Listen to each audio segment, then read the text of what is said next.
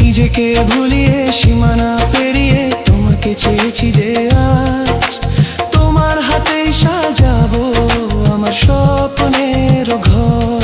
আমি তোমার প্রেমে পড়ে দুনিয়া ভুলে গেছি।